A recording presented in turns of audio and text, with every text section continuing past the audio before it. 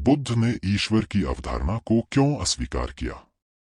बुद्ध, जिनका असली नाम सिद्धार्थ गौतम था, एक प्राचीन भारतीय संत थे जिन्होंने बौद्ध धर्म की स्थापना की। बुद्ध ने ईश्वर की अवधारणा को अस्वीकार किया और इसके पीछे कई महत्वपूर्ण कारण थे। पहला कारण यह था कि बुद्ध ने सिखाया कि मुक्ति या निर्वाण प्राप्ति का रास्ता प्रत्येक व्यक्ति के स्वयं के प्रयासों और कर्मों पर निर्भर है, न कि किसी बाहरी शक्ति या ईश्वर पर। उन्होंने कहा कि मानव जीवन में दुख का मुख्य कारण अज्ञानता, लालच और घृणा है, और इनसे मुक्ति पाने के लिए स्वयं परिश्रम करना आवश्यक है।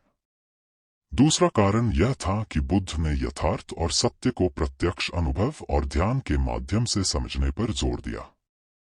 उन्होंने यह मान्यता दी कि ईश्वर की अवधारणा एक काल्पनिक विचार है जो मनुष्य को आत्मनिर्भरता और अपने स्वयं के अनुभवों से दूर ले जाती है। तीसरा कारण यह था कि बुद्ध ने कर्म के सिद्धांत पर विश्वास किया। उनके अनुसार हर व्यक्ति अपने कर्मों के फल भुगतता है और इस कारण जीवन में किसी भी प्रकार की बाहरी हस्तक्षेप की आवश्यकता नहीं है। बुद्ध के इन सिद्धांतों ने बौद्ध धर्म को एक ऐसा मार्ग बनाया जहां व्यक्ति स्वयं अपनी मुक्ति की राह तय करता है, बिना किसी ईश्वर या बाहरी शक्ति की अपेक्षा के। उनके विचारों ने न केवल तत्कालीन धार्मिक और सामाजिक व्यवस्थाओं को चुनौती दी, बल्कि एक ऐसा मार्ग प्रस्तुत किया जो आत्मनिर्भरता, करुणा और व्यक्तिगत अनुभव पर आधारित है। इस प्रकार बुद्ध का ईश्वर की अवधारणा को अस्वीकार करना एक महत्वपूर्ण दार्शनिक और धार्मिक परिवर्तन था, जिसने बौद्ध धर्म की नींव रखी और इसे एक अनूठा मार्ग बनाया। बुद्ध ने ईश्वर की अवधारणा को अस्वीकार करने के पीछे और भी गहरे कारण थे, जिनमें से कुछ इस प्रकार हैं। चौथा कारण यह था कि बुद्ध ने व्यक्ति के मानसिक और आध्यात्मिक विकास पर जोर दिया। उन्होंने मान्यता दी कि ईश्वर पर निर्भर रहना व्यक्ति के मनोवैज्ञानिक और आध्यात्मिक विकास में बाधा डाल सकता है। बुद्ध का मानना था कि हर व्यक्ति में असीमित क्षमता होती है और इस क्षमता को समझने और विकसित करने के लिए आत्मनिरीक्षण और ध्यान आवश्यक है। पांचवां कारण यह था कि बुद्ध ने तर्क और विवेक का महत्व समझाया।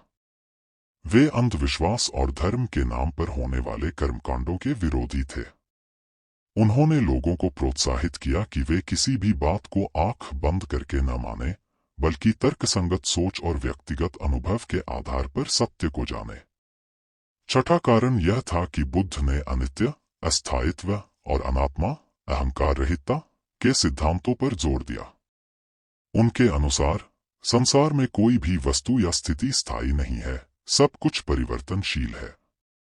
इसी प्रकार उन्होंने आत्मा या स्थायी आत्मतत्व की भी बात नहीं की, जो कि ईश्वर की अवधारणा के विपरीत है। सातवां कारण यह था कि बुद्ध ने सामाजिक समानता और न्याय पर जोर दिया। उनके समय में धार्मिक व्यवस्थाएं सामाजिक असमानता और जातिवाद को बढ़ावा देती थीं। बुद्ध ने इन व्यवस्थाओं का विरोध किया और एक समतावादी समाज की वकालत की, जहां हर व्यक्ति को बराबरी का अधिकार और सम्मान मिले, चाहे वह किसी भी जाति, वर्ग या लिंग का हो। आठवां कारण यह था कि बुद्ध ने दया और करुणा के महत्व पर जोर दिया। उनके अनुसार हर व्यक्ति को दूसरे के प्रति सहानुभूति और करुणा का भाव रखना चाहिए। उन्होंने यह भी कहा कि व्यक्ति को दूसरों की सेवा और सहायता के माध्यम से अपने जीवन को सार्थक बनाना चाहिए। बुद्ध के इन विचारों ने उन्हें न केवल उनके समय में एक महान विचारक और सुधारक बनाया, बल्कि आज भी उनके सिद्धांत लाखों लोगों के लिए प्रेरणा का स्रोत हैं। उनके द्वारा ईश्वर की अवधारणा को अस्वीकार करना एक महत्वपूर्ण कदम था जिसने उन्हें धार्मिक, सामाजिक और दार्शनिक दृष्टिकोण से एक क्रांतिकारी व्यक्तित्व बनाया।